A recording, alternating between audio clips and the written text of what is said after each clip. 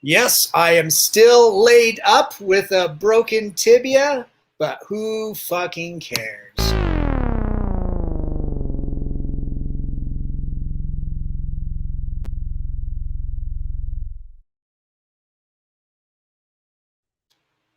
I am your host, Daniel Crosier. This is COFOH Live and Undead, and I am joined by the amazing Hart Fisher. But first...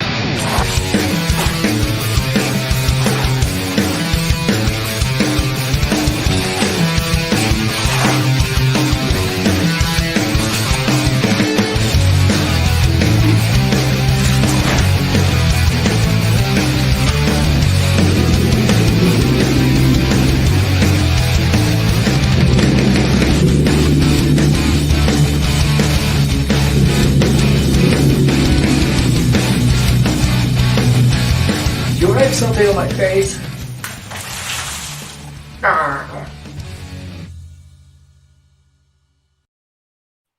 Hart, how are you? Doing pretty damn good, man. Doing pretty damn good. It's the first Monday of the week. I've got Max DeVille from Atrocity Press on my couch as we're working on the Bill The Bull Kickstarter Omnibus. I'm really excited. It's my first real Kickstarter program. I've had a lot of help from the Tucci's. I've been getting advice from guys like Ethan Van Sciver. And all kinds of other different comics pros have been helping me get this thing set up. I've been working on it for a year. I was on your show last year talking about it, and I got derailed a little bit because of some family emergencies. So we had a lot of deaths in the family over the last year, including our close friend Groovy and my mother. My mother had brain surgery last summer. We were originally going to do this last June, but it didn't happen because of her brain surgery. And then unfortunately, she passed in January. And so now here I am. It's July. I launched the Bill The Bull Kickstarter because it was my mother's birthday on July 6th. And I wanted to go in there with the love. And I know I'm known for being combative, and I know I'm known for some of the controversial stuff I've done. But most people don't understand that I started doing comic books because I love it. I've loved comics since I was 5 years old, and I've drawn them since I was 5 years old. So I'm here to bring the party. I'm here to have some fun. I'm here to do comics for the love, and to reconnect with this childhood dream I had as a boy since 5, and get back into it. Nice. Yeah, you've been doing comics. Well, yeah, notably, since a teenager. I think you've got some of your original pages with you too. Yeah, actually, for the people at home, I'm going to premiere for the first time ever, except for my friends in high school. I started drawing Bill the Bull freshman year of high school in algebra class, and my best friend Bill, who had a really bad perm, and he was bigger than me, and he was one of those big chubby guys that was super athletic and super fast. Like he could outrun me, he could outsprint me, and he was really funny. And so he was my pal, and he sat in front of me in algebra, and I drew this comic, Bill the Bull, and I was his partner, Nick Stone.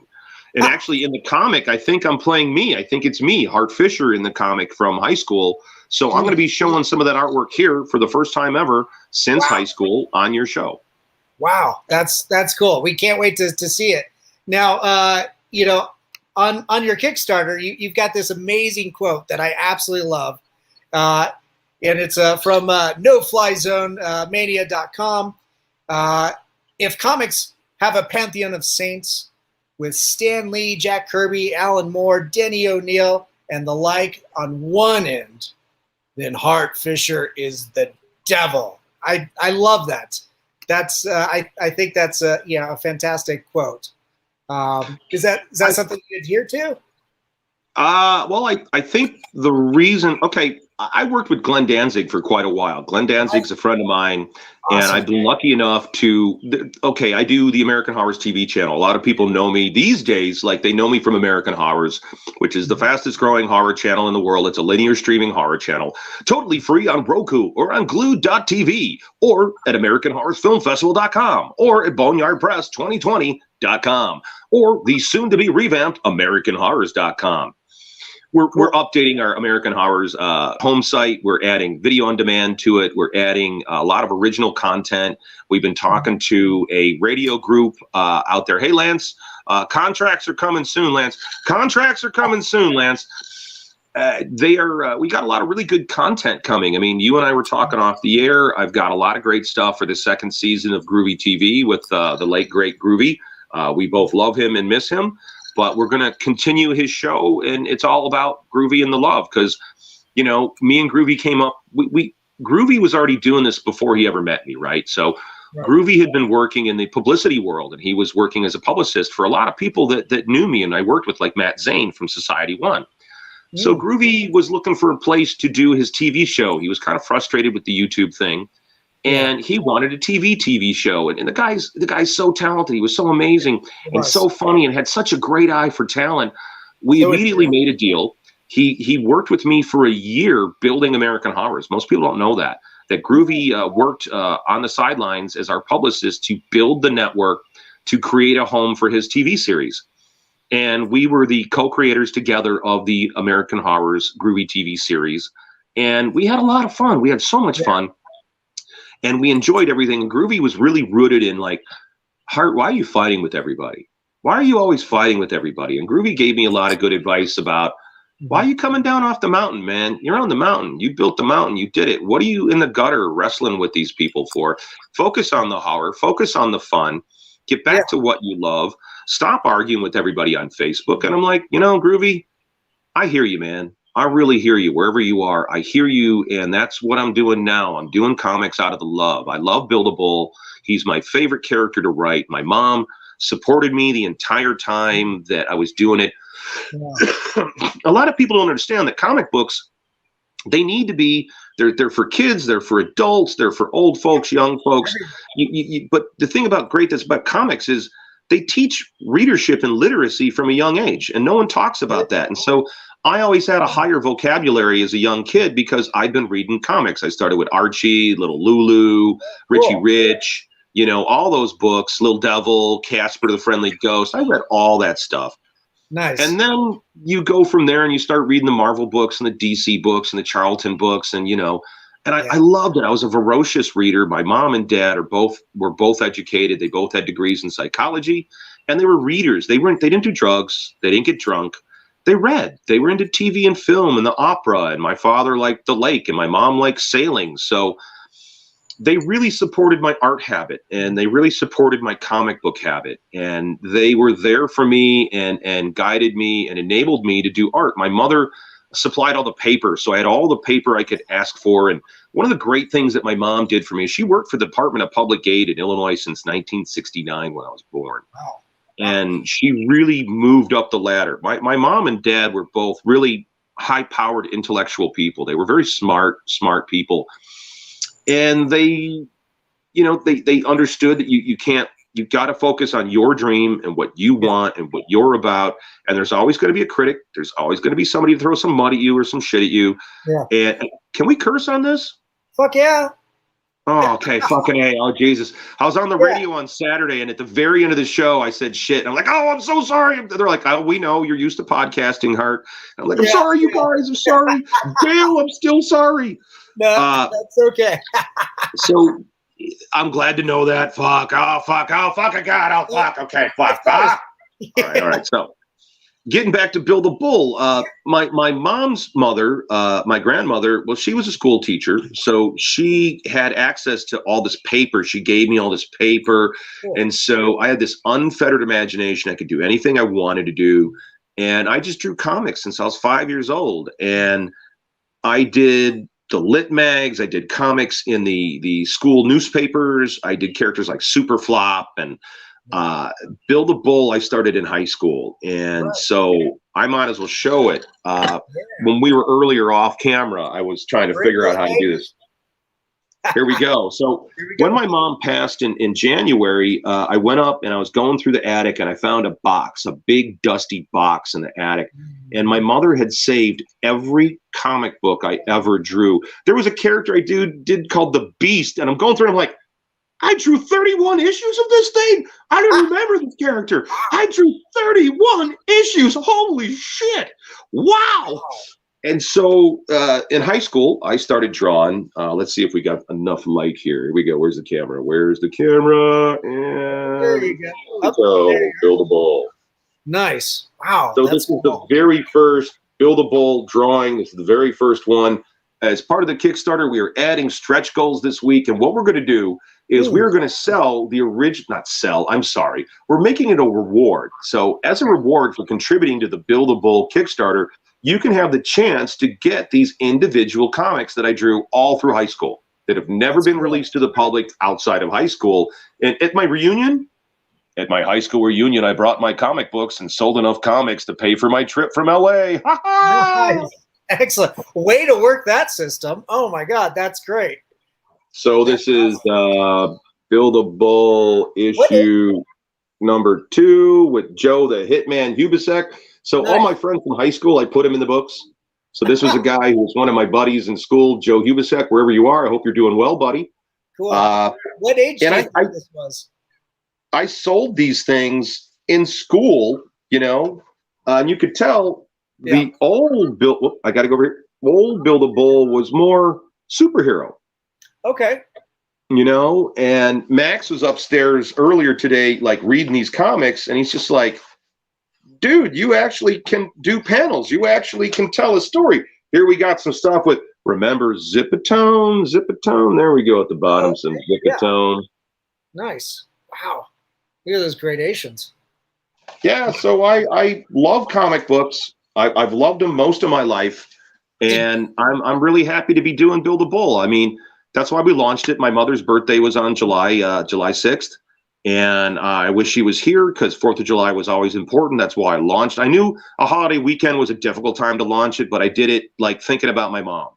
And that's a big part of why I'm here. You know, I'm looking to do something for fun, to be a comic book nerd from my childhood, to squeeze into the original Kyle Holtz Bill the Bull t-shirt, available as a reward tier now with the trade paperback. Get your original Kyle Holtz. I had to suck it in for this thing. I feel like a sausage casing right now. This is from like 25 years ago. I dug this out of a box and put this on just to do my podcasting today. And so if you contribute to the Bill the Bull Kickstarter, you can get this shirt or another one by Nelson. We've got a lot of cool stuff we're adding. I'm adding really neat stuff to the Bill the Bull Omnibus all week long. Oh, that's fun. Your mom sounds like an absolutely remarkable, loving person to have kept your comic books and you know, what a great thing to have her in your corner, you know, cheering for you like she did. That's amazing. Well, one of the coolest things about, I like, okay, how do I put this? Why do I do a TV network? I mean, is it all about me? No, I have all this cool stuff I want to share with people. Yeah. Why did I have Groovy TV on? Because Groovy was so cool, and I wanted to share him. Like, okay, yeah, he's on the YouTube, and I could look at it. No. I wanted to share that amazing person with my audience, and I wanted my audience to get tuned in. Most people don't know that John Cassaday started at Boneyard Press. Legendary, astonishing X-Men comic book artist and planetary comic book artist. You know, John is a friend of mine, and John started at Boneyard. I helped launch his career. So his very first published work was a Negative Burn number 48, and I believe it was Juju Eyes or Justin. And it was a Bill the Bull, Nicholas Stone. Bill the Bull's partner became Nicholas Stone. And it's going to be in this omnibus. If you want to see John Cassaday's very first published work, then you want to check out this omnibus. You want to check out this Kickstarter because, frankly, there's a lot of other artists that started off at Boneyard. Aaron Bordner started at Boneyard Press. Duncan Rouleau, amazing artist Duncan Rouleau, started doing Bill the Bull. He did the first 3 Bill the Bull stories that I didn't draw. Like for me, my first, here, I'm going to dig it up. Yeah. My first published book was Dark Angel. So Dark Angel was my first published book in 1991 in May. And I drew this while I was finishing up my college in Champaign, Illinois. I painted the cover. I wrote the book. I penciled and inked it. And in the back is a 10-page Bill the Bull story. Nice. So Boneyard started with Dark Angel and with Bill the Bull. And it's a character that I love. I love drawing him. I love writing him. And most people also really, really like the characters. So like comic book artists all wanted to work with me on it. Here we have the 2nd issue of Dark Angel, and it has a Kelly Jones cover. And all these books sold out. You know, the Dark Angel number 1 and number 2 had 2 printings. They sold out. In the back, again, we have the Bill the Bull, 10-page short in the back. So that's where Bill the Bull was introduced in the backup stories to Dark Angel. Dark Angel. Sweet. Yeah. And in high school, you were mentioning that he was kind of more of that superhero vibe, But what is how did he morph and change? Like, what is the story now? Well, the thing is okay. When you write and you draw, whatever you're writing and drawing is a product of your experience in life. So when I first created Bill the Bull, he was wearing a belt that said, "Where's the beef?" Because when I was a kid, I grew up poor on the south side of Chicago. We didn't have a lot of money, and it was a big treat to be able to go to Wendy's. To be able to go to Wendy's was a fucking treat for me and my family. And same with like going to Arby's was a treat. We didn't have a lot of money. We had to learn how to be happy with nothing. And so my mom and dad were fantastic at teaching me how to, like, my old man, he bought a wooden boat and he restored it by hand himself. That's so cool. And I learned that kind of thing from him, how to take care of your stuff, how to put your effort in, to know where your money's going to. My old man used to always say, go ahead and spend that money as long as you're happy with what you bought. Think about that. As long as you're happy with what you bought. And people can be really critical about how you handle success or how you handle money. But it's all about, well, what do you want out of life? And where I'm at right now, I have a car. I've got a car. I've got a nice house. I have my TV network. I have good friends here in Lake Geneva. A lot of the people here have really helped me in my recovery from my wife's loss and helped in my battle for her life. It was a really hard fight to try to keep her alive. And so the folks here have really welcomed me with American Horrors. The businesses have welcomed me here. The business owners have been fantastic. The people at Hogs and Kisses, thank you. The people at Fat Cats, thank you. The guys at Flatiron Tap, thank you. The guys at the Imagine Theater Group, Daniel and everybody over there, thank you. The people here, the people at the parking department in Lake Geneva, the Lake Geneva Police Department, the Williams Bay Police Department, all of these people have literally worked with me and enabled us to do this. So, folks, you could focus on complaining and BS, or you could focus on making the love happen, making things happen. And that's what I'm all about.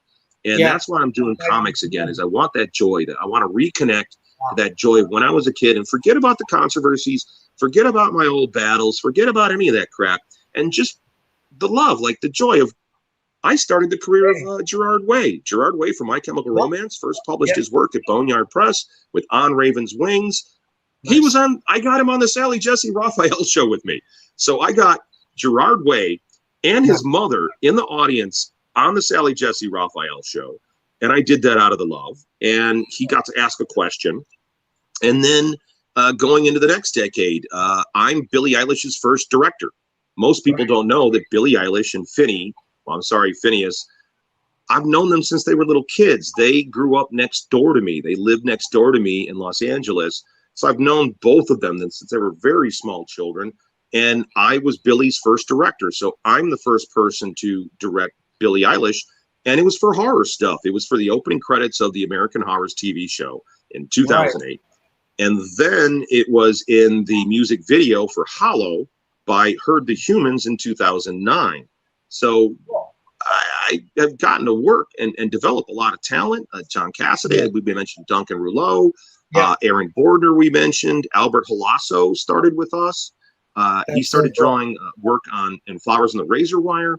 That was a big joy for me, was to work with new talent, to find new talent, because I did the comic books I wanted to read. That was my mantra at Boneyard Press. We had two mantras. Sorry, two. Let me camera. Two mantras. Okay, two. God damn it, it's backwards. It's killing me. So we did two things, and the idea was we had to be better than every book had to be better than the last. We had to keep getting better, and we needed to make the comic books we wanted to read. That was really important to me. Right. None of this was done to get rich. None of this was done to I got to do a bad girl book. Oh my God, I need a character with giant breasts. No. I wanted to make the comic books I wanted to read. And that's kind of how I ended up working for Chaos Comics and working with Brian Polito. You know, Brian's had a very successful run with Kickstarter. And my friends in the industry were like, you got to come back and bring these comics back, Hart. They're fantastic books. Yeah. And look how well Brian's done with it. Look how well Billy's done with it. I'm old friends with Billy Tucci. I've been talking with Joseph Michael Linsner, and these are all old friends of mine. I've known all these guys for so long, and they've all been like, Hart, you got to do a Kickstarter. Hart, you have to do a Kickstarter. You got to do a Kickstarter. So thanks to them and their success, here I am doing the Bill The Bull Omnibus. That's awesome. We've got some comments coming in. Angela says, hello, Hart. Hello, Dan. And then, she was saying that Brittany Joseph loves Billie Eilish. That is so cool, Hart. Well, here, I'm gonna tell you something that's gonna have fun with you. Okay, so for all the folks at home, there was a period of time when Billie was a young girl, and she would sing at the top of her lungs, and I worked from home. So if people go, do you think you influenced Billie Eilish at all, Hart or Finney? Hell yeah, I know I did. I got killed on the front lawn with a brick. I did the ice bucket challenge where her dad is dumping ice water on my head, and I knew he would love that. I was the crazy loudmouth neighbor next door. We had Danzig in my house. We shot movies in my house. We shot all the original American Horror shows in my house, and these were craftsman homes, so there wasn't a lot of distance between the two. And these are homeschooled kids, and we worked from home. We did American Horrors from home. They heard all these crazy horror movies blasting out all day. These were homeschooled vegan kids. You know what I mean? They were home all the time, and their parents were actors. So they were interesting, intelligent young kids. They were smart kids. And I used to hear Billie screaming at the top of her lungs, singing. She'd be belting out these pop songs, and my late walk would be like, she's killing me. She's killing me. And I'm like, Waka, seriously, I used to tell her, I'd be like, Waka, you're going to brag about this someday. There's going to come a day. I have a feeling about this girl, and I have a great eye for talent. I really do. That's why I cast her. It's why I cast Billie in the opening credits. And we're going to do something with this in October where we use a lot of the behind the scenes footage and release that to the public and let the public see. We call her Little Billie or Little Death. That's what she played in the music video for Hollow, was Little Death. She was playing Death. I'm a big fan of Neil Gaiman. I loved his Death series for DC and Vertigo. Oh, so good. Sandman. So Billie was great to work with. I mean, she was very good. She has amazing, her eyes just burn through the camera. And since I knew her, I've worked with a lot of kid actors. I'm pretty good as a director. I'm fun to work with. I work a lot with ladies. Half my crew here in Wisconsin are women. My head of photography, Ariel. I hope you're having a good day, Ariel. Female. She started with me when she was 20. So I work with a lot of like emerging talent, and Billie and Finney grew up next door to me. I was at their birthday parties, the Jumpy Romper Room house, I remember promoting Finney's first band on my radio show, Heart Attack. And he had a band. At first they were called Hollow Point Eyes, but their mom didn't like it because it was involving gun violence, and they made him change the name. I can't remember what the name was. It was something that I didn't like at all. Like, Hollow Point Eyes is great. Good title, Finney. And so I would promote his band on Heart Attack, and we played his band on our radio show. And they appeared in my productions. Finney never did, but Billie did. And their parents were actors, and her father, Patrick, he was great. I used to borrow tools from him and stuff. Sure, we had conflicts as neighbors. Sure, some things happen. Every once in a while, there'd be a disagreement about some crap, but that's life.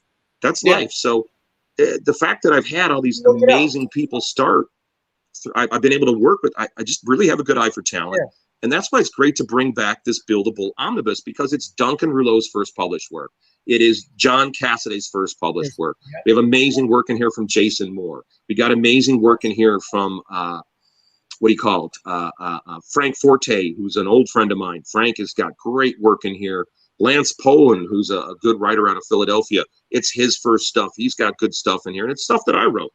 I wrote most of these Bill The Bull stories, and it's a lot of fun. That's cool. It seems like you've got an amazing, community of artists and talents that come together on these projects. Are there any plans after the omnibus to produce more original Bill The Bull content? Yeah, actually, that's the thing. What we're focused on right now is like you said, you missed out on a lot of these books, and so did everybody else. Yeah. So I've kind of resisted doing this for a long time, but man, Deborah Tucci and some of my other friends, they really got through to me. They really got me to change my thinking about stuff. I was rooted in the 90s, and I did a GoFundMe for my wife. When my wife was battling for her life with colon cancer, I swallowed my pride. I did a big GoFundMe campaign to get more medical treatments for her that the health insurance wouldn't pay for. And so that kind of opened the door, and so many people came forward to help me with that. And so now I'm like, well, why not? This is a tool to free creators. You're freed.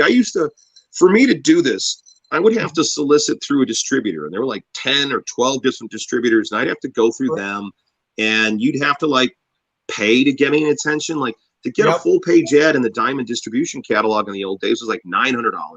Eventually it went up to like $1,500 or $2,000. That's a lot of money to advertise your comic book. I mean, that's a lot of money, man. It is. And so the Kickstarter changes the game, and I think it really does enable the artist, and it enables the fans too, because the fans can have a direct control over what they want to see instead of having it cherry picked or rammed down their throat. Right. Well, and it's a direct way for you to connect to a new audience out there, and they in turn can connect to you directly. And I mean, you're essentially creating your own direct market as well as your own community, all in one fell swoop, and able to cutting out like somebody like Diamond. I remember that as a young comic book artist, like 15 years ago, having to go through Diamond and stuff, and I ended up having to buy a lot of my own comics through a comic book shop before, so that they just wouldn't cancel it. It was absolutely nuts the way that you had to do business, and it's like, you're doing all this work, your blood, sweat, and tears, making the art, crafting the story, and everything, and then you got to go through this other entity that lives outside your peripheral just to get into the stores, and it was just absurd how the business model was. So something like Kickstarter, it's like, hey, Bob, you want this? Just contribute this. There's a number of other goodies along with it, And this is the date that'll get shipped to your house. So awesome. Yeah. That's awesome. Well, the thing is, you asked me, okay, what's the next step? So here's the plan. We sat down and we really thought about this. I've been working on this, like you said, for at least a year. And even before that, I was working with Max DeVille, and Max wanted to license all the Bill the Bull stuff. He'd been a Bill the Bull fan since he was in high school. And he wanted to do the trade paperback, and he wanted to do that. But we got sidetracked, with life. And the Bill the Bull stuff, there's so much. I've been really enjoying going through the books. You forget. I mean, I wrote this stuff 30 years ago. Some of it 25 years ago. Some of it I haven't looked at in 20 years. So I'm going through it. I'm like, this is awesome. Oh, my God, I got to share this. And the artwork is so good. These guys, all the stories are great. And there's none of that wokeness to it. It's all raw and real. It isn't prefab or PC. It's very much counterculture. And the art in it is so good. And the stories are so original. They really hold up. I mean, they really, really hold up. And so what are we doing next? Well, the idea is we're doing Kickstarters. We're going to do several of them this is our 30-year anniversary. So it's the 30-year anniversary of Boneyard Press. So the goal is for the whole 30th year, we want to bring back the old stuff into print. So the goal is to do this first Kickstarter with Bill the Bull. And I urge people to please contribute. We need your help. We need your contributions. It's really important. We've got a great book filled with amazing artists, a lot of different tiers. There's digital tiers. There's T-shirt tiers. There's postcards. If you only got $3, we got a tier for $3. You got $5, we got a $5 tier. Nobody's here for the greed. We're here for the books. Right. And so we're doing Bill the Bull first. Then we planned on doing Dark Angel. Then we planned on doing the Big Book of Dahmer. Then we wanted to do Babylon Crush. We want to bring back Flowers on the Razor Wires, a magazine-style, creepy and eerie-sized horror anthology, erotic horror anthology. That's the plan. And the new Boneyard books, we're going to start doing Kickstarters for those in 2022. And the idea is I'm going to update the characters 20 years. We're not doing Bill the Bull didn't age. No. Who is he now? So right now, one of the cool stories we got working on that me and Max DeVille have been working on since last summer is Max is an Iraq war veteran. He's a sergeant from the Army. So Bill the Bull is going to be on Iraq. and Max is writing the stories. So we're putting together a crew of actual war veterans to do the Bill the Bull as a private contractor in Iraq and Afghanistan. So I'm going to tell them, guys, I stand by your experience. If it happened, write it. If that's how people talked, write it. Pronouns, don't care, don't care. Naughty language, don't care, don't care. I want you to be honest to your wartime experience, much the same way Harvey Kurtzman did in the EC War comics and the way they did in the older war comics. And you had Sergeant Rock done by Joe Kubert. I want real veterans writing about their veteran experience through the character of Bill the Bull. And the stories that Max has been coming up with are based on shit that really happened, okay? So when the critics come like, oh, he's saying mean things, they're shooting each other with guns. They're blowing each other up with bombs, and you're worried about what word they said? Get out of here. So that's the thing about these books is they're uncut. They're uncensored. My work has been banned. My work has been blacklisted. It took me 10 years to get on Wikipedia. I've fought a lot of censorship. And so I've outlasted them all. I beat all you censors. I beat every one of you. So keep lying about me. Go ahead. Keep putting factoids that ain't true in my Wikipedia because I'm still here. I'm still here. And I'm creating more. And people love it. People are really excited to have me back. You know, I've been talking to the old crew. I've been hitting up, like talking to Eric Larson. I love Savage Dragon. That's a book I really like. What I ask people is I go, well, if you like a band, did you buy their CD? Yeah.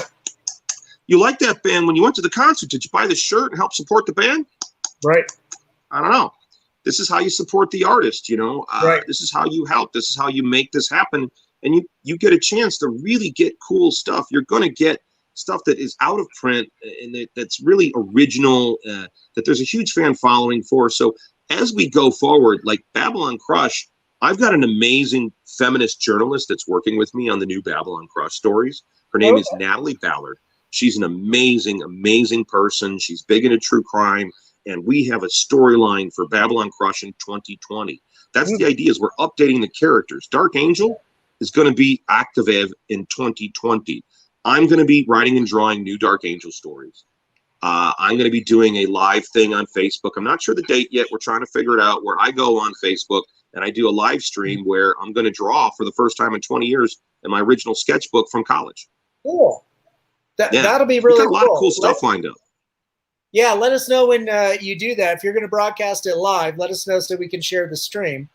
But that's really cool. I think this is Brett from our own Colorado Festival of Horror. He said, amazing to know that Aaron Bordner, I was in one of his comics. I have a ton of his work. Is that yeah? So is that somebody that you worked with, Aaron Bordner? Aaron's another one of my boys. Like, you have no idea how many wayward young youth I helped out. We had interns at Boneyard Press. We had kids that their mom was a crackhead, and I helped them deal with that. Yeah. Okay. Wow. We don't talk much about my outside life of here, but I've worked with a lot of at-risk youth. Yeah. And, you know, when you've got a young guy whose father's in jail for murder, he needs somebody in his life, like the big brothers, big sisters thing. I've done a lot of that as been Big Brother. If you look at Joe Janofsky was a kid in high school when he first started working with Boneyard Press. He was one of our first interns. He helped me fake my death in 1998. He went around LA with a fake obituary. That's right, folks. I faked my death for April Fool's Day in 1998. Oh my God, that's hilarious. I was dead for a whole week. Wizard almost ran my obituary. Wow. That was just for April Fool's Day? Wow. Yeah, I used to love playing April Fool's pranks, but once you fake your death, how do you top that? Yeah. I'd be interested to see what you do for an encore the following year. Jeez. Well, I came back from the dead. Yeah, okay. There was a comic book store owner. His name, I'm drawing a blank right now because I'm on my third podcast of the day. And okay, so he owned a really good comic book store in the Valley. I'm kicking myself for not remembering it. And I used to buy my comics there. He was a great guy, really genuine fan. But when he was around a comics pro, he'd get excited and start breathing heavy. So we'd tease him a little bit. And he'd be calling the breather. Oh, you drew Iron Man? Oh no! But he was a nice guy. He was a great guy. I can't remember the name of his store for some reason. I don't know. Continental Comics. It was Continental Comics in the Valley is what I think it was. And so I faked my death, and I was dead for a week. And when I came back, the Comics Journal and the Comic Buyer's Guide teamed up to figure out the reality of my death, whether I was dead or not. And me and my friends were all on the message boards making up rumors, making up different reasons why I was dead. One thing was I killed myself because my drug addiction and horror addiction hit rock star proportions. Another one was I was gay and I couldn't take it. And my art director at Samson West Advertising went on and put that up. And he wrote this whole thing about he was my gay lover. And we were skipping through San Diego's beaches, holding hands, two big tattooed guys who were unafraid of our love. And that's why I killed myself. I mean, we really had fun with this. We really pushed the envelope of what would be funny. We even had one guy go online and go like, he owes me money. How am I going to get paid? How am I going to get paid? And the thing was, I faked my death because at the time I was the bad guy of comics, and I had a lot of people saying really nasty stuff about me, about the Dahmer books I did, about the story A Taste of Cherry I co-wrote in Veronica 4 that was banned in Oklahoma as obscene material, all kinds of weirdness. I had stalkers, I had death threats. There was a period of time where it was really grim. It was really, really grim. Yeah. And I was pursued. And so part of the reason I did the joke was to hear everybody talk their shit. I wanted to hear everybody talk their monkey shit. I wanted to hear them talk it out loud, say your shit, stop whispering about me in the corner. And what happened is I found out how many people cared about me. I found out how many people really honestly cared about me. Fans of mine. You know, I know Stephen Bissett and Rick Veitch, you know, and right around that time, Rick Veitch's father had passed. And he was on the phone with Steve Bissett, and he's just like, man, it sucks. My dad goes and Hart goes in the same week. And I'm like, oh, God, I never meant this to happen. I didn't realize this joke would get this big. I had no clue. I was ignorant. I was ignorant of the internet. Yeah. And every year we played different April Fool's pranks. So this was just the logical thing. And so when I came back to life and the Journal and the Buyer's Guide exposed the prank the night before, they figured it out because I got the obituary wrong. I didn't put it in alphabetical order when I photoshopped my obit in the newspaper thing. And they called up all the LA County coroner's offices looking for me to get information about my death. And so they broke the story the night before April Fool's Day, and the Comic Buyer's Guide, the editors there. And this is kind of how I feel about there we go. Comic Buyer's Guide. The editors called up my boss at Samson West Advertising and tried to get me fired. Yeah, they tried to get me fired. Yeah, that's right. I remember all you guys from the Comic Buyer's Guide because my boss told me all about the conversation because he was in on the joke. Dummies. But they literally were like, you know, he was using internet accounts from your advertising agency. Were you aware of that? You should really fire him. You should really fire him. So I've dealt with a lot of weirdness from the industry back in the 90s, and my focus now is forget that crap. And why did I do comics? I did comics because I love doing comics. I love doing Bill the Bull, and that's the whole point of the Kickstarter. And it's why I'm going to do new comics. I'm really excited to be working with these characters again. I'm thrilled at it. I needed a break from comics, and I've been pushing away on American horrors for 13 years. So this is a way for me to clear my jets.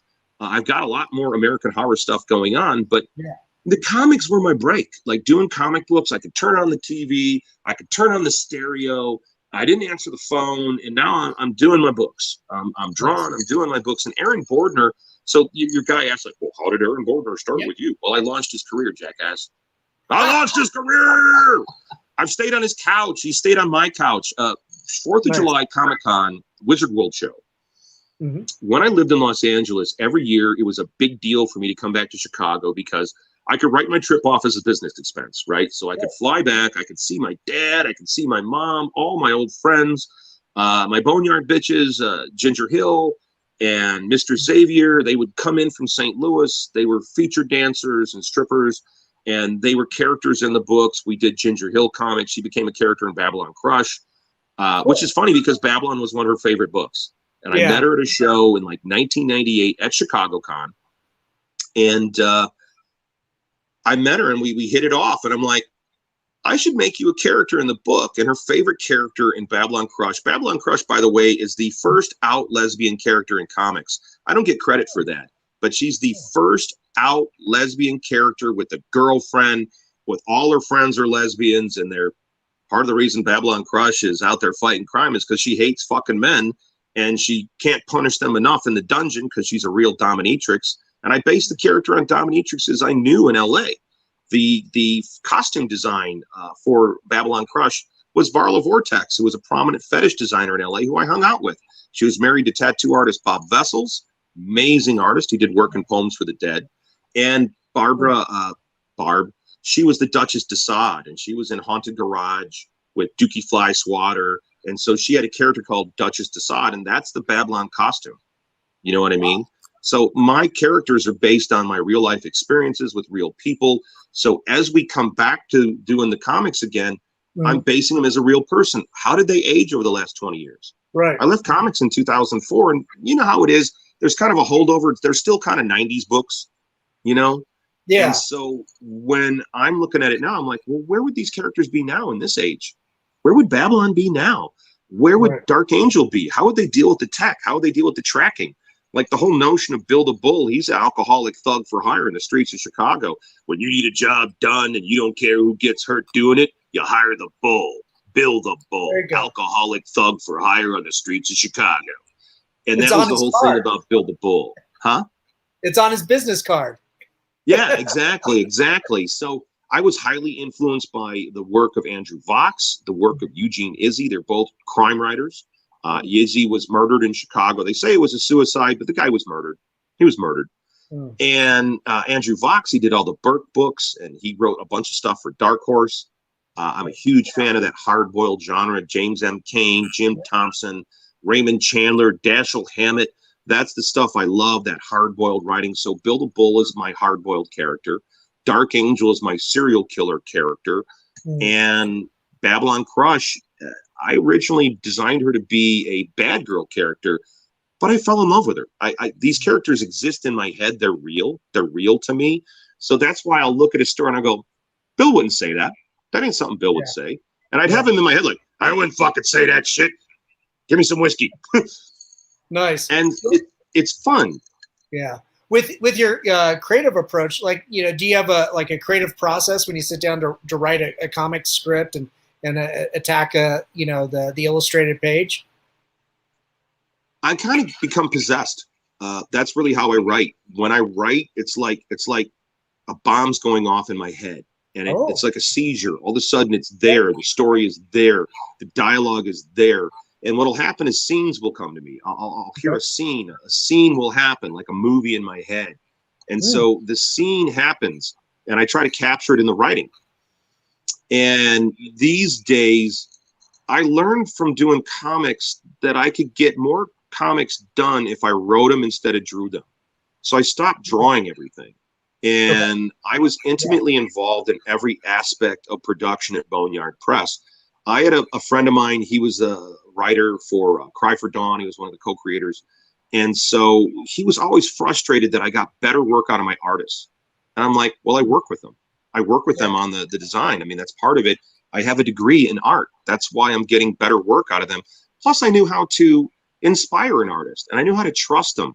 I would select somebody, and I'd be excited about their work, and my job was to cater to their weaknesses, or I was there to cater to their strengths and burgeon up their weaknesses, to shore up their weaknesses. And like working with Aaron Bordner, Aaron's one of the few people to ink my work. He's one of the few people to ever ink my work. I did a story in Nightcry with a character I do called Spike the Clown, Bagman for Satan. And nice. Yeah, That's really good stuff. That's awesome. Aaron and I've known Aaron since he was like, I think 18 or 19 years old. He stayed at my mom's house. I've thrown firecrackers at his feet. You know, these are people you're tight with. I've shared hotel rooms with him. Yeah.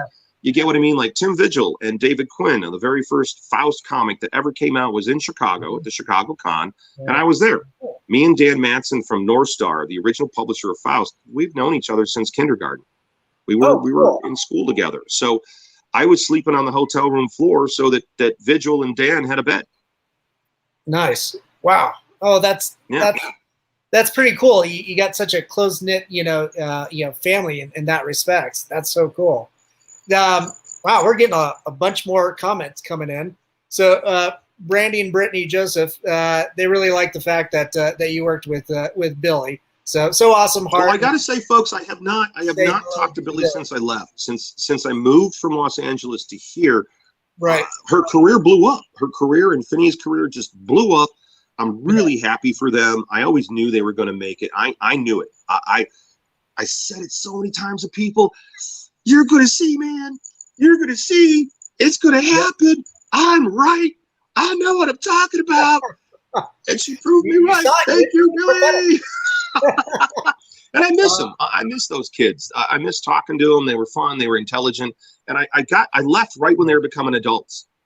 You know what I mean? So I really miss that. And I'm really excited that Billy's doing the James Bond theme. That's really cool. Yeah. I'm looking forward to the day I get to talk to him again. I know I'll run into these guys again. I'll see him again. It'll happen. That's cool. Robert just chimed in. I have all his Dahmer stuff and Bill stuff signed. So he's Robert's fan. And then Angela was nice enough to also repost your link to Kickstarter. And thank you. And that's a key thing right there, folks. Yep. I need you to reshare the link. I need you to do that. I need you to say, well, why is this important? There's a lot of Kickstarters out there, right? There's a lot of competition. There's a lot of people trying to do this. So for you, the fan, if you want to help out, besides contributing, let's say you don't have the money. Let's say you're just broke. Well, you could help me by sharing. You could share and say, man, I really like this stuff. I'm really excited to see this. I want more. Could you guys contribute? I put in $1. I worked a lot with Anne Maria DeMars. Do you know who Anne Maria DeMars is? No, I'm not. I don't. Okay. Are you a Ronda Rousey fan from the UFC and then from her wrestling career? I know of her, and I've seen she was in the Expendables, and then I think one of the Fast and Furious movies. Fast and Furious. Yeah. Well, I don't know Ronda real well. I know her a little bit from the dojo because she trained at Gokor and Jean LaBelle's, and I do martial arts and have since 1987. And so I trained. That was my home dojo in LA. And so Anne Marie DeMars is Ronda's mother. Oh, so cool. When Anne Marie DeMars, I call her Mother of War. Anne Marie, if you see this, I miss you. I miss hanging out with you. I miss getting beers. You're a wonderful person. I miss you. Anne Marie is a friend of mine, and she was a friend of Gokor. Gokor's a friend. Jean LaBelle's a friend. I trained there for like 15 years, actually longer than that. And I got to work with a lot of amazing people. And Anne Maria, she did a thing called Spirit Lake Games. And when I was first doing American Horrors, I got involved and I donated airtime on the network. We've done a lot of work with the Special Olympics, with the March of Dimes. And with Anne Maria, she was doing a video game to help teach kids, Indian children, American Indians on the reservation math. And it was a game designed for them, from their culture. And so I went down to South Central and shot a whole promo for it, a commercial for it, interviewed all the kids that were at Gompers Judo. So I've got a lot of history with fundraising for other people. This is the first time I've ever done it for me. And I don't know, it seems easier to do it for other people. I feel like I'm begging, but I am. Help me. I need your help. I need you to share these campaigns. It's important to you guys to share and tell people why. Why do you want them to contribute? Right. Don't just share it. Tell them why. Like, hey, I like this guy's stuff. Hey, I've got all this stuff signed. Hey, I want to see this stuff. I've never been able to see it in print. I want it. And that's a good reason to contribute. Well, yeah, there's that, you're supporting independent art, you're doing your own thing. You're bringing back something that, in its heyday back in the 90s, it was underground then. It was that thing that was cool and on the edge, and that's something that so many kids, we're aware of independent comics and stuff, but the history of it, maybe not so much, and it's not as accessible, even though the internet is right there at your fingertips. But they throw around this term outlaw publisher. Like they throw this thing around like outlaw comics. It's become like this brand name. And I'm like, you're full of fucking shit. You're not a fucking outlaw publisher until there's a protest march on your house. That happened to me. You're not a fucking outlaw until your work has been banned. You're not a fucking outlaw unless you're an outlaw, dude. You can't just wear the badge. You got to go get bloodied up, man. You got to get bloodied up. You want to be an outlaw publisher? Then you better do some outlaw shit. You better shake up the foundations. You better get out there.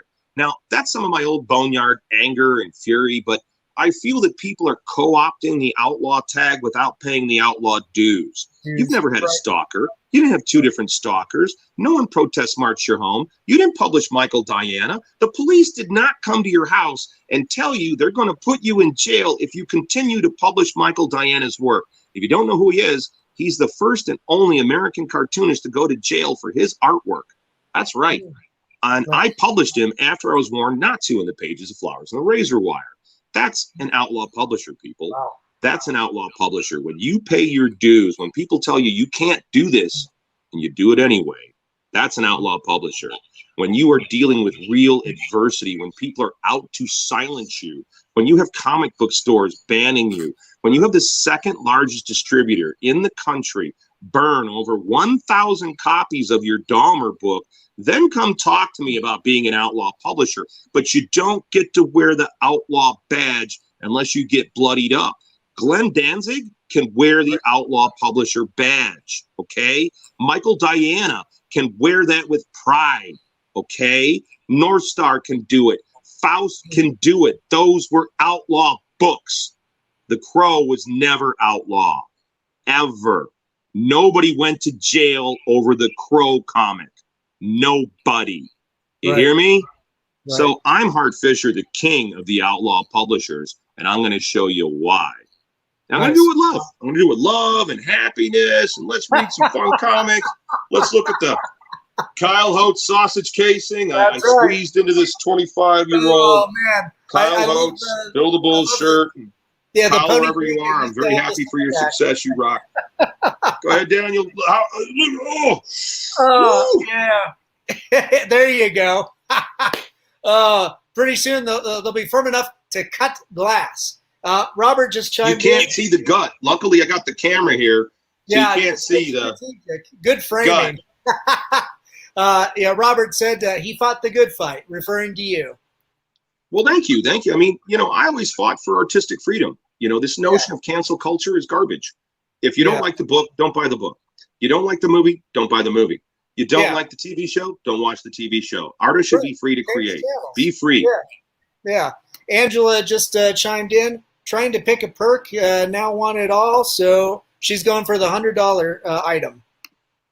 Oh, well, that's cool. Thank you very much. I really appreciate that. I mean, we're trying to do something cool here. So we've really been trying to figure out, well, what can we do that's cool? We've got a bunch of trading cards we're going to add that are going to be processed. Oh, cool. So we're going to have cards with the artwork that are black and white and color, so you can see both. Nice. I've got a tier where I'm thinking about adding some unpublished buildable scripts, or maybe some of the scripts that were done. That way you could get the comic and the script and read the difference.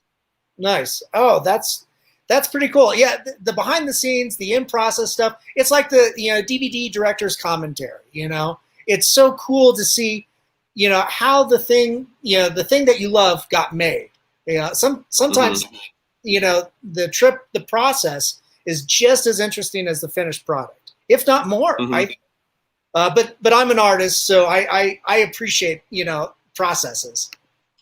I do too, and I think it's interesting that they call it that. Like for me, it was like, oh, it's behind the scenes. It's behind the scenes. It's TBS. Yeah. It's TBS, because I used to do post-production in LA. I had an editing company, and I left comics in 2004. I went into post-production, and that's how I ended up doing like TV and movies. But I always loved the behind the scenes. I loved knowing how they did it. I loved knowing how they made the monster. Yeah. And so now that it's called process, it's an interesting thing to me because I love that stuff. I love the Stan Lee Marvel bullpen stuff. Like when we do the Bill the Bull Omnibus, I'm going to be reprinting the original editorials. So the original Epitaphs editorials from the original comics. The idea is my comics are really personal. And I went through a lot of violence in the 90s. I had 3 different girlfriends raped leading into my launch of Boneyard Press. Somebody I worked with at the bar raped my girlfriend. We went through a whole thing with the police. Then my other girlfriend that I wasn't seeing anymore, she got attacked and yanked out of her house by a stalker, nearly murdered. Then my girlfriend after that, Michelle, she was raped and murdered while we were making my movie, The Garbage Man. So Oh, leading yeah. into Boneyard, in the early years of Boneyard Press, they were fueled by so much anger and despair and rage. And I didn't drink as a kid. I never drank. I didn't smoke weed. I didn't do any drugs as a kid. I wanted to get out of the South Side. I was an honor roll kid. I was the captain of the swim team sophomore year of high school. I was dedicated to getting out of there. I wanted to get out of there. I wanted to be successful. I wanted to write and draw comic books. And that was my goal, was get out of Dodge. And people that I knew that were boozers and druggers were kind of losers. They never went anywhere. They didn't get out of the neighborhood. You know what I mean? And so all of a sudden, my girlfriend, Michelle, is raped and murdered in the middle of making The Garbage Man in the summer of 1993. And for the previous 2 years before that, I was dealing with a lot of violence behind the scenes with my women and stuff. And it's in the work. You can see it in the work. I'm writing about this stuff. That's what Poems for the Dead is. We're bringing Poems for the Dead back too. A lot of people don't know that I'm a world famous poet.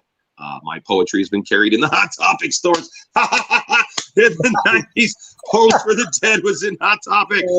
Burn down the Hot Topic. Burn it down. Nice. The man, well, you know, comics, filmmaking, art. I mean, it's a great escape. It's also a great way to, you know, reflect on life as well. Yeah, man. It's part of why the books got so dark. People go like, Hart, why did these books get so dark? And I'm like, life. My life got violent. Yeah. It's a reflection of that. I mean, you know, great art reflects, you know, the human condition, and it's and that, you know, that's something that needs to be, you know, communicated and understood. So it doesn't have to happen again in real life. Yeah, that's a big part of it. When I was doing the Dahmer books and the media turned on me, so the Jeffrey Dahmer book was a condemnation of how the mass media was handling serial killer Jeffrey Dahmer. And I condemn it. I condemn him. I condemn serial killers. They don't do anything for me. It's not like I'm like, I got Wayne Gacy's underpants. No, that doesn't. I'm a victim of violent crime. It excites me not at all. I was interested in serial killers as predators. How do I stay away from being prey? How do I keep from being prey? So when I was on the talk shows, I would tell people that knowledge is power. And part of why I did the Dahmer book was to educate people on how these predators work. This is how these predators work. This is how they get you isolated. And I wanted to deal with the distasteful subject matter as tastefully as I could, but the media just turned it on me and lied. Like, I got fake news before there was a fake news. And there were 3 different murder trials dealing with Michelle. So I was dealing with, and I was a prominent witness in it. My father was a prominent witness. This was a major sex crime in the middle of Champaign, Illinois, with the Dahmer guy involved. And so in the midst of me being burned and my work being burned and blacklisted, I'm dealing with this horrible tragedy in my life and her family. And it kept ripping open my head. And the books reflect that. You could really see this in Poems for the Dead. You could really see it in Bill the Bull. It just really takes a dark, dark, dark turn. And so for me to come back to comics now, I've been able to work my way through a lot of this stuff. I'll admit it, guys. I went and got mental health. I got mental health care. I work with a doctor, especially since I moved back to the Midwest. I've been diagnosed with post-traumatic stress disorder from all the violence in my life and being a victim of violent crime. I've been physically assaulted here in Lake Geneva. I've had it happen to me where I've been sexually assaulted by people since my wife's death. I've been sexually assaulted 3 different times, twice in bars, twice in the middle of the day in a bar with some crazy drunk broad just grabbing my genitals and whang, and like, oh, what are you doing? Get off me! You know, it's been crazy. So I'm coming back to my first love to try to like get away from this, go back to the comics I love, to get involved with the creators I really enjoyed working with, to like forget all this BS, get out of these bars, and just to be focused on the work and the joy and why I did this in the first place. And a lot of it was processing these things. A lot of it was processing horror and processing violence in life. Where I grew up, I was used to seeing my friends beat up by their dads. It was a normal thing for me to watch my friend beat up by his dad with his fists. I mean, recall that. I've been a victim of violence so much since I was a child into adulthood. It's part of why I'm so savage about, no, you don't get to tell me what I said. No, I've suffered enough. You don't get to tell me. I don't care about your tweet. I don't care about your tweet. Did you buy the book? If you bought the book, I'll care. If you read the book, I'll care. If you read it and you want to talk to me about it, I'll talk about it. And I'm fine if you don't like it. You don't have to like the book.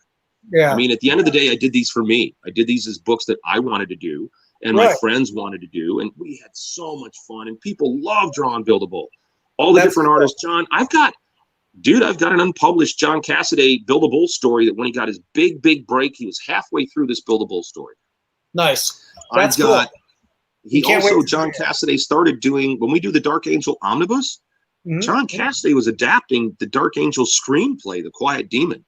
So we have 30 pages of unpublished John Cassaday artwork that no one is seeing. That's going to go in the Dark Angel Omnibus.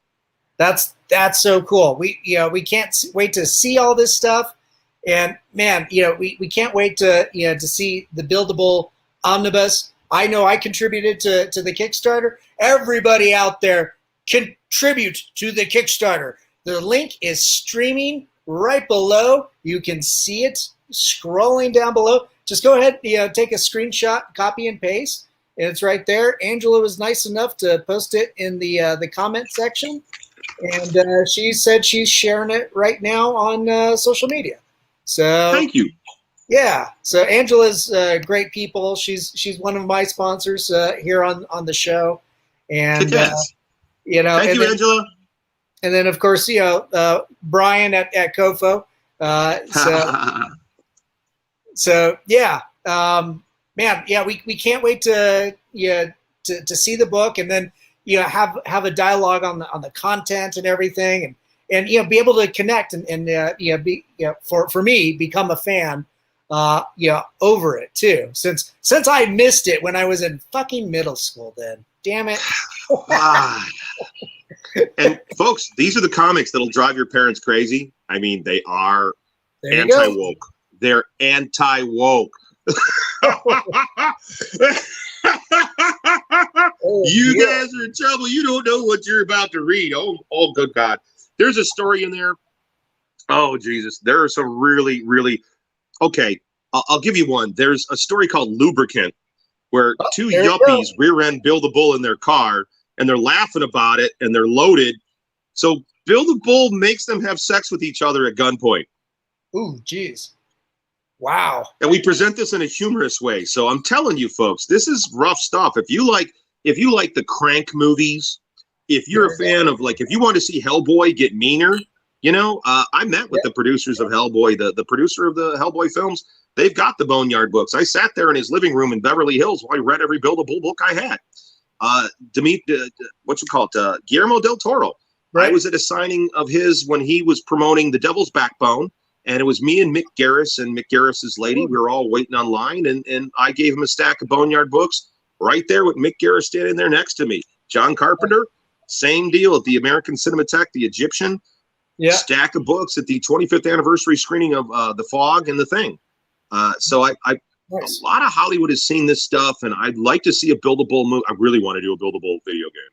I really want to do a video game. So this is going to be part of bringing this character back. I think people are really going to love it. You're really going to be surprised. The art is fantastic. The writing is very original. Definitely contribute to the Kickstarter. Share it. If you don't have money, that's okay. Share the Kickstarter. Help us out that way. Cool. Yeah, go out there, support independent art, and along with that, visit boneyardpress2020.com, and of course, American Horrors Film Festival. You're going into your 5th year on that. I mean, God, you got everything going. That's amazing. Yeah, it's our 5th year, and we're at a really good theater. The Imagine Theater Group, they spent like $5 or $6 million renovating this theater, and it's beautiful with amazing leather seats, lots of love seats. We had the first open live film festival during COVID last year during the lockdown, and we had the social distancing. We did the mask thing, and so this year it's going to be great. We got a lot of amazing films are coming in. We just confirmed we've got this great film about it's the metal horror connection. And it's all about metal and horror, and it's this really good documentary with interviews with Doyle and Pinhead and all these amazing people talking about music. And Alice Cooper's in it, and we've got a lot of cool stuff happening for the film festival that we're looking to bring people out for and just celebrate life. Let's all get back together.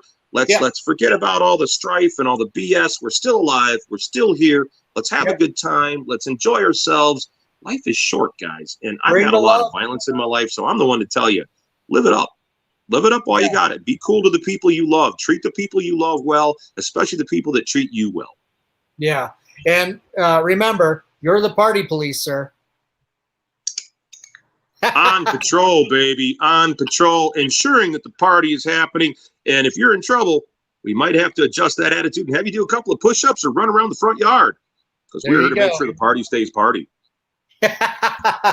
Awesome. Hart, thanks so much for coming on the show and talking about Bill the Bull and all the awesome stuff that you're working on.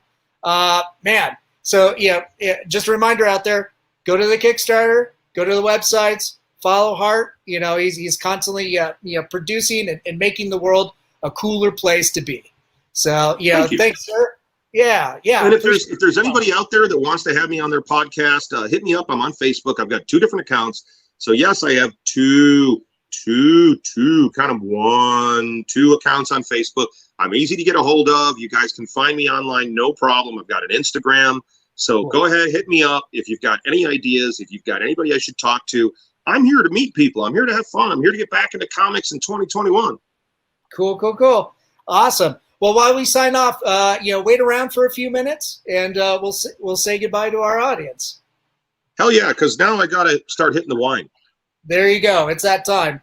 Want to thank Hellfire Entertainment for broadcasting us on your social media. And, of course, Mutiny Information Cafe in Denver here. If you're going to start a revolution, make sure it's caffeinated. And, of course, our good friend, Hart and my good friend Groovy. Always love Groovy TV. Groovy, we love you and we miss you, buddy. And Cindy, I'm looking forward to seeing you this weekend. Yes, most definitely. So, and you too, Dino. Hart will be seeing you this weekend as well. So, have a safe trip. So I will, and let's hope that I get rid of my erection by the time I show up. It'll be delightfully inappropriate if you show up with it. That is one of the books we're working on, named by Kevin Eastman himself, Hart D. Fisher's 10-ton erection, coming soon from Boneyard Press. Oh, fantastic. All right, everybody out there, thanks so much for tuning in. Make sure to support independent art. Check out the Kickstarter campaign. Look up Hart Fisher and visit all the websites streaming on down below. And always remember, we love you. Take care of each other and have a great day. We'll see you later. Bye.